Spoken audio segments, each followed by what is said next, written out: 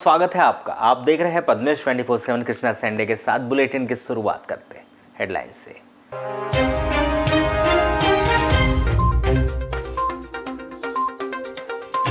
Double bull cement company के manager का फांसी के फंदे पर लटका मिला शव। एक माह पूर्व हुआ था मैनेजर का विवाह। अज्ञात कारणों के चलते फांसी लगाने की कही जा रही बात।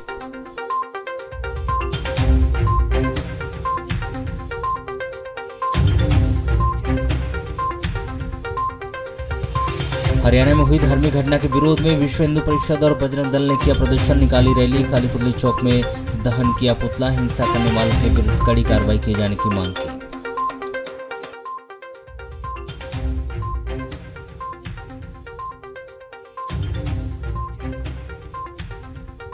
युवती के परिजनों की पिटाई से युवक की हुई मौत। मारपीट का वायरल हुआ वीडियो। मृतक के युवक के परिजन व ग्रामीणों ने लालबरा थाने का किया घेराव। भीड़ नियंत्रित करने 4 थानों से पहुंचा पुलिस बल।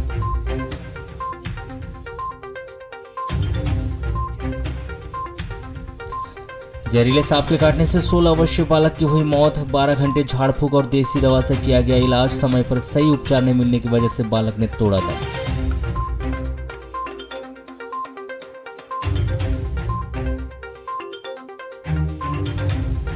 महिलाओं के साथ हो रही घटना को लेकर महिला कांग्रेस कमेटी ने हनुमान चौक में किया प्रदर्शन। पुतला दहन के साथ पुलिस और महिला कांग्रेस के बीच हुई छीना झपटी। शिवराज सिंह चौहान का दहन किया गया पुतला।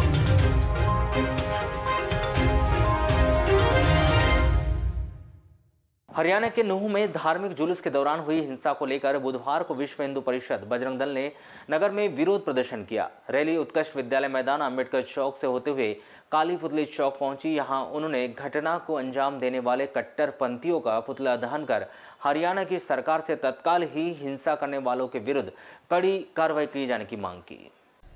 काली पुतली चौक पर प्रदर्शन के दौरान विश्व हिंदू परिषद बजरंग दल के पदाधिकारियों ने बताया कि हरियाणा के नूह में धार्मिक जुलूस के दौरान जिस तरह से कट्टरपंथियों ने हिंसा की वो निंदनीय है। उन्होंने कहा कि इस हिंसा में धार्मिक बंधुओं के साथ पुलिस कर्मी, होमगार्ड कर्मी भी शहीद हुए। हरियाणा सरकार इसकी नैतिक जिम्मेदारी लेकर शहीद हुए लोगों को उचित मुआवजा दे। वहीं इस तरह की हिंसा भविष्य में ना हो, इसके लिए पुख्ता सुरक्षा के इंतजाम करे।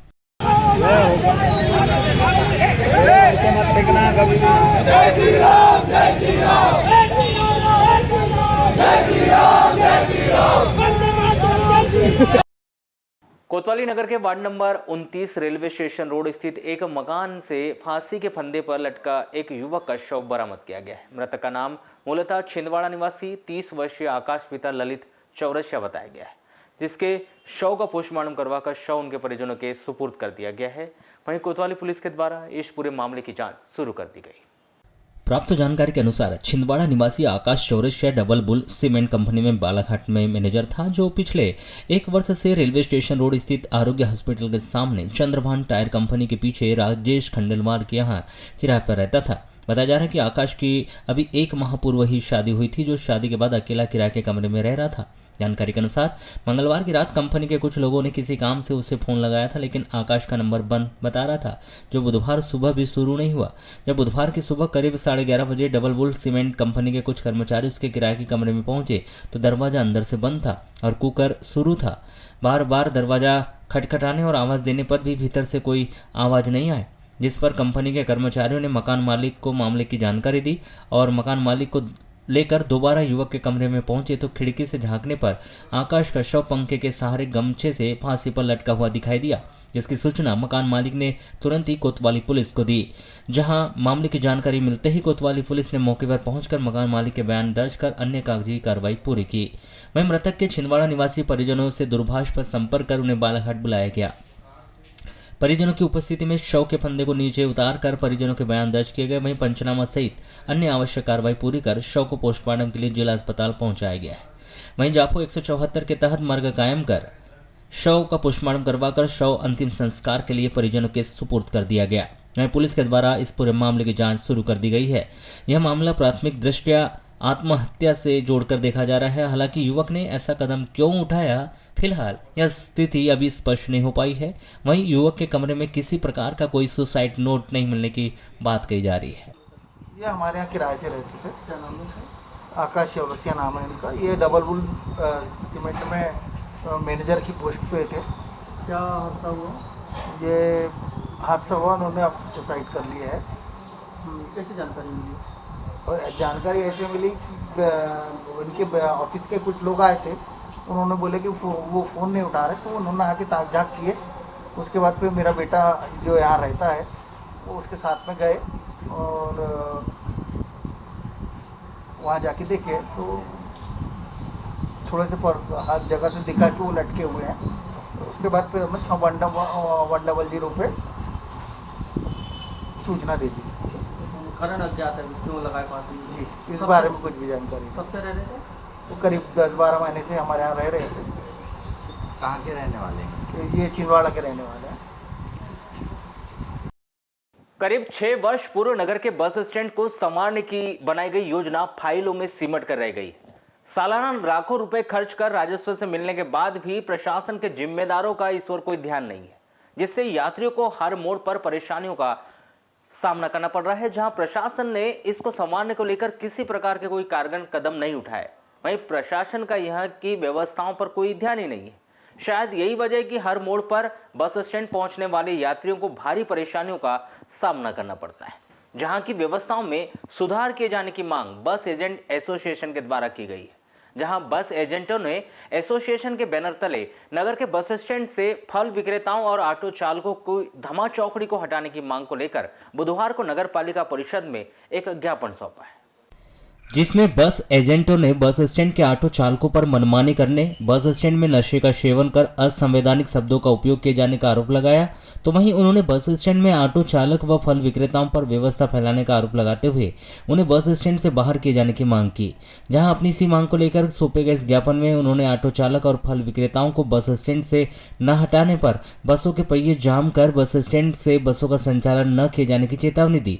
वहीं उन्होंने नगर के बस स्टैंड को मॉडल बस स्टैंड की तर्ज पर सवारी ने गुहार लगाई। वहीं उन्होंने नगर के बस स्टैंड को मॉडल बस स्टैंड की तरह सवारे जाने की भी गुहार लगाई। जो ज्ञापन सौंपना है नगर पालिका अध्यक्ष महोदय का है। हमारे बस स्टैंड में बहुत सारी ऐसी विभिन्न परेशानियां हैं जिसके तहत हम पूरे एजेंट बहुत परेशान हैं। सब में पहले तो हमारे बस स्टैंड में ऑटो चालक बैठा दिए हैं जिनके द्वारा अवैध टाइप की हरकत, दारू पिया जाता है, गांजा पिया जाता है, वहाँ पे लड़कियों को छेड़ा जाता है, पैसेंजरों को गाली गुप्ता किया जाता है। ये एक बहुत भारी परेशानी है हमारे बस स्टैंड में, जिसके कारण हमारी बसें नहीं लग पाती। उसके बाद वहाँ पे एक फल फ्रूट वालों के ठेले लगाने का अनुमति दे दिया गया है, जिसके कारण हमारी बसें ढंग से लग नहीं पाती और जिससे हमारी बसें नहीं लगने के कारण हमारे बीच में विवाद का होना चालू हो जाता है एजेंटों के बीच में, जिससे हम बहुत परेशान हैं। हमने नगर पालिका अध्यक्ष महोदय से निवेदन करने आए हैं कि वहाँ से जो ऑटो चालक है उनको हटाया जाए और जो फल फ्रूट की जो दुकानें लग रही ठेलों में उन्हें हटाया जाए। यही जो फल ठेलों की समस्याएं जो क्या है आए दिन वहाँ से बसें कटती हैं, जिससे दुर्घटना होने का डर है, उससे वाद विवाद की स्थिति बनती है। और जो ये ऑटो जो खड़ी है उनसे वहीं पर ही शराब का सेवन करना प्लस वहीं फेंकना, डिस्पोजल और खाली बॉटलें इस तरीके का वहाँ फेंक करके लेडीज़ आ रही जा रही हैं तो अभद्र व्यवहार करना टाइप से उनकी हरकतें हैं। और ये फल ठेले वाले जो हैं बसों के आमने सामने लाना, ठेले लाना, ऊपर से उनको हटाने बोलो तो वाद विवाद की स्थिति बनती है। इसी की समस्या को लेकर के हम आज नगर पालिका अध्यक्ष के पास आए हैं। नगर के वार्ड नंबर 24 इंदिरा नगर में एक व्यक्ति को उसके भतीजे ने रुपए चोरी का आरोप लगाते हुए ईंट पत्थर से मारकर घायल कर दिया। वहीं रुपए नहीं मिलने पर जान से खत्म करने की भी धमकी दे डाली। कोतवाली पुलिस ने महेश पिता रामप्रसाद खैरवार 40 वर्ष वार्ड नंबर 24 इंदिरा नगर निवासी के द्वारा की गई रिपोर्ट पर उसके भतीजे हेमंत खैरवार के विरुद्ध मारपीट व जान से मार डालने की धमकी देने के आरोप में अपराध दर्ज कर विवेचना शुरू की है। प्राप्त जानकारी के अनुसार नगर के वार्ड नंबर 24 इंदिरा नगर बालाघाट निवासी महेश खैरवार मजदूरी करते हैं। 1 अगस्त की शाम 5 बजे जब महेश खैरवार अपने घर में परिवार के साथ बच्चों के साथ टीवी देख रहे थे, उसी समय उसके भाई का लड़का हेमंत खैरवार अपनी ऑटो लेकर आया और ऑटो घर के पास खड़ी कर घर में नहाने गया था। जिसके बाद महेश खैरवार अपनी बेटी रुशाली खैरवार के साथ घर से बाहर निकले थे। तभी उसका भतीजा हेमंत खैरवार रुशाली खैरवार से पूछने लगे कि बाहर खड़ी ऑटो में मैंने पैसे रखा था, पैसे कहाँ गए। रुशाली ने बोली कि मुझे पैसे के बारे में कोई जानकारी नहीं है। तभी हेमंत खैरवार मेरे पैसे चोरी कर लिए कहकर अपने चाचा महेश खैरवार को अश्लील गालियां देने लगा। महेश खरवार ने हेमंत खरवार को गाली देने से मना किया तो महेश खरवार ने ईंट के पत्थर से टुकड़ों से उसे मारकर घायल कर दिया और रुपए नहीं देने पर जान से मार डालने की धमकी दे डाली।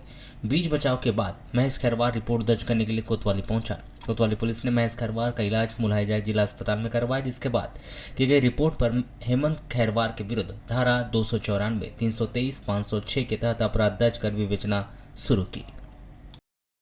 कलेक्टर डॉक्टर गिरीश कुमार मिश्रा ने किसानों को उर्वरक विक्रय में भारी अनियमितता किए जाने पर किरणापुर विकास खंड के अंतर्गत मेसर्स डेविड इलेक्ट्रिकल्स एंड कृषि केंद्र मोहगा खुर्द के संचालक शिवाजी बिशन के विरुद्ध हट्टा थाने में एफआईआर दर्ज करने के निर्देश दिए हैं।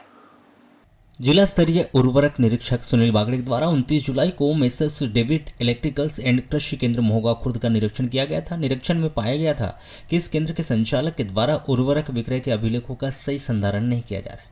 शासन के स्पष्ट निर्देश है कि किसानों को उर्वरक का विक्रय ऑनलाइन ही किया जाना है। इसके बाद भी इस केंद्र की जांच में पाया गया कि यूरिया के ऑनलाइन स्टॉक में 52 मैट्रिक टन यूरिया उपलब्ध होना बताया जा रहा था, जबकि भौतिक सत्यापन में मात्र 30 मैट्रिक टन यूरिया ही मौके पर पाया गया था।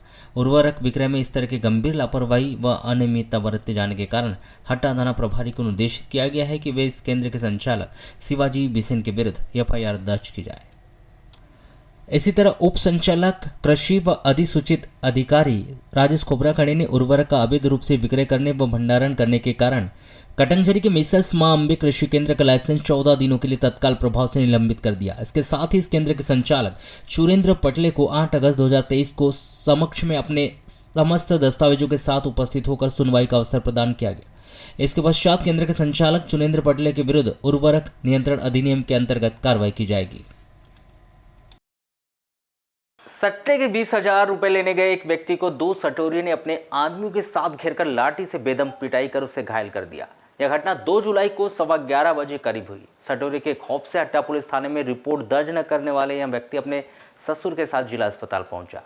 सटोरी के द्वारा की गई पिटाई से घायल व्यक्ति योगिती प्रसाद उर्फ राजू पिता अर्जुन सिंह रणगिरे 30 वर्ष ग्राम जागपुर थाना बारासिवनी निवासी को जिला अस्पताल में भर्ती किया गया है।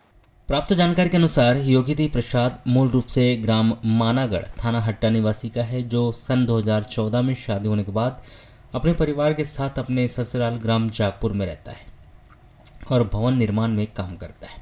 बताया गया कि ग्राम सुसवा निवासी बंटी हेडाओ के ग्राम भालवा में कपड़े की दुकान है और वह सट्टा पट्टी लेकर ग्राम हट्टा के राजेश कोष्ठी को देता है। बंटी हेडाओ और योगिती प्रसाद पूर्व से परिचित है। योगिती प्रसाद सट्टा खेलने का भी शौकीन है और वो बंटी हेडाओ के पास फोन के माध्यम से सट्टा लगा था। 1 अगस्त की रात में योगिती प्रसाद ने 279 के पत्ते राजधानी के बंटी हेडाओ के पास 200 रुपये फोन पे के माध्यम से लगाया था और यह सट्टा फंस भी गया, जिसके 20,000 रुपये बंटी हेडाओ से योगिती प्रसाद को लेने थे। 2 अगस्त को 11 बजे योगिती प्रसाद अपने ससुर लक्ष्मीचंद नकपुरे के साथ मोटरसाइकिल से ग्राम हट्टा गए थे। इन सटोरियों ने योगिती प्रसाद को हट्टा स्कूल की बाउंड्री में बुलाया। योगिती प्रसाद अपने ससुर लक्ष्मीचंद नकपुरे के साथ हट्टा स्थित स्कूल की बाउंड्री के अंदर पहुंचे। तभी स्कूल की बाउंड्री के अंदर बंटी हेडाओ और राजेश कोष्ठी ने योगिती प्रसाद को घेर लिया और बोला कि काहे के पैसे लेने आए। यह कहकर दोनों ने लाठी से योगिती प्रसाद को मारना शुरू कर दिया। लाठी के वार पड़ने से योगी प्रसाद इधर उधर भागने लगा, जिसके ससुर लक्ष्मीचंद नागपुर ने उसका बीच बचाव किया। लाठी के वार योगिती प्रसाद के दाहिने हाथ पर लगने से वह घायल हो गया। सभी लोग दोनों को घेरे हुए थे। वे डर के कारण हट्टा थाना रिपोर्ट दर्ज करने नहीं गए, जिसके बाद लक्ष्मीचंद नागपुर अपने घायल दामाद योगिती प्रसाद को मोटरसाइकिल में बिठाकर जागपुर लेकर आए और योगिती प्रसाद को दर्द की दवाइयां दी। शाम को तकलीफ बढ़ने पर लक्ष्मीचंद नागपुर ने अपने घर दामाद योगिती प्रसाद को जिला अस्पताल बालाघाट लाकर भर्ती किया। जिला अस्पताल पुलिस थाने से प्रधान आरक्षक ने योगिती प्रसाद का बयान लेकर अस्पताल तहरीर अग्रिम कार्रवाई हेतु पुलिस थाना हट्टा भिजवा दिए। आज कहाँ कितने मारपीट किया? वो हट्टा गया था जी, तो हट्टे वाले ने मारपीट किया। क्यों गए थे हट्टा? सट्टे का पैसा क्यों नहीं गया था जी? कहाँ कब लगाया था सट्टा आपने? कल रात में लगाया था। क्या लगाए थे आपने? 279 के पत्ते लगाए थे जी। किसके पास में? 200 रुपये के बंटी हेड़ों के पास। कहाँ पे? वहाँ भालवा, जागपुर से फ़ोन पे लगाया था। अच्छा, फिर क्या हुआ? वो फंस गया तो वो पैसे के लिए गया तो वो बोलता है बोला वाला कुछ नहीं, बाउंड्री के अंदर बुला के मारना चालू कर दिया। स्कूल हाई स्कूल में कौन कौन गए थे? मैं और मेरे ससुर साहब गए थे। कितने लोगों ने मारपीट की? 2 लोगों ने की। कौन कौन? और बाकी 6 लोगों ने घेराव करे थे। किन ने मारा? वो बंटी एड़ा और राजेश कोष्टी। पोस्टी ये सट्टा कौन खिलाता है? वो बंटी का खिलाता है कि बंटी सट्टा खिलाता है और वो राजेश कोष्टी को देता है। तो कितने सफा था? अजी कितने का फंसा था बोल रहा हूँ?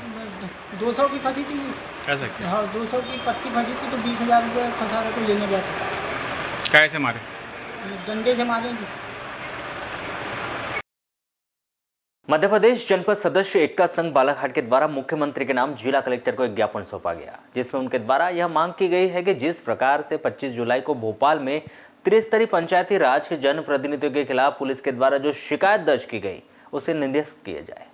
मध्य प्रदेश जनपद एकता संघ के संयुक्त तत्वाधान में 25 जुलाई को भोपाल में 5 सूत्रीय मांगों को लेकर एक धरना प्रदर्शन अंबेडकर पार्क में किया गया था, जिसमें जनपद सदस्यों की मांग थी कि उनके चल रहे आंदोलन में शिवराज सिंह चौहान पहुंचे। रेल के लिए उनके द्वारा मुख्यमंत्री शिवराज सिंह चौहान को उस धरना प्रदर्शन में आमंत्रित भी किया गया था, किंतु जब प्रदर्शन में प्रदेश के मुखिया नहीं पहुंचे तब जनपद सदस्यों के द्वारा यह निर्णय लिया गया कि क्यों ना मुख्यमंत्री यदि उनके प्रदर्शन में नहीं आए तो वह मुख्यमंत्री के आवास के रूप में रैली के रूप में प्रस्थान करे। इसके लिए वह रैली बनाकर अंबेडकर पार्क से निकलने वाले थे कि भोपाल पुलिस के द्वारा भोपाल अंबेडकर गार्डन के दोनों गेटों पर ताला लगा दिया गया व उन्हें वहीं रोक दिया गया।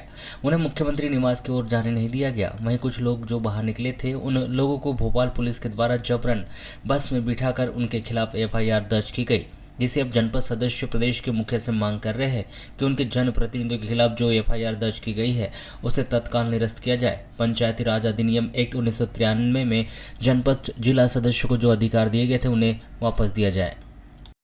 सांप के काटने के बाद झाड़ फूक और देहाती इलाज के चलते एक 16 वर्षीय बालक की मौत हो गई। यह घटना मलाजखंड थाना क्षेत्र के अंतर्गत आने वाले ग्राम बासिंगखार की है। मलाजखंड पुलिस ने मृतक बालक हरे सिंह पिता गोटू सिंह मेरावी 16 वर्ष का शव पोस्टमार्टम करवाकर शव परिजनों को सौंप दिया है। प्राप्त जानकारी के अनुसार बासिंगखार निवासी गोटू सिंह अपने परिवार के साथ खेती मजदूरी करते हैं, जिसके परिवार में 2 बेटी और 1 बेटी। हरे सिंह छोटा बेटा था। 31 जुलाई को हरे सिंह अपने पड़ोसी की खेत में कृषि कार्य करने गया था, तभी शाम को उसके पैर में किसी सांप ने काट लिया। हरे सिंह का इलाज झाड़ फूक और देशी दवाओं से किया गया, किंतु ठीक नहीं होने पर 1 जुलाई को सुबह हरे सिंह को उपचार हेतु बिरसा अस्पताल लेकर गए, जहां डॉक्टरों ने उसे मृत घोषित कर दिया। हरे सिंह की रास्ते में ही मौत हो गई थी। मलाजखंड थाने से पुलिस स्टाफ ने पहुंचकर मृतक बालक हरे सिंह की लाश का पोस्टमार्टम करवाकर शव परिजनों को सौंप दिया है। आगे मर्ग जांच की जा रही है।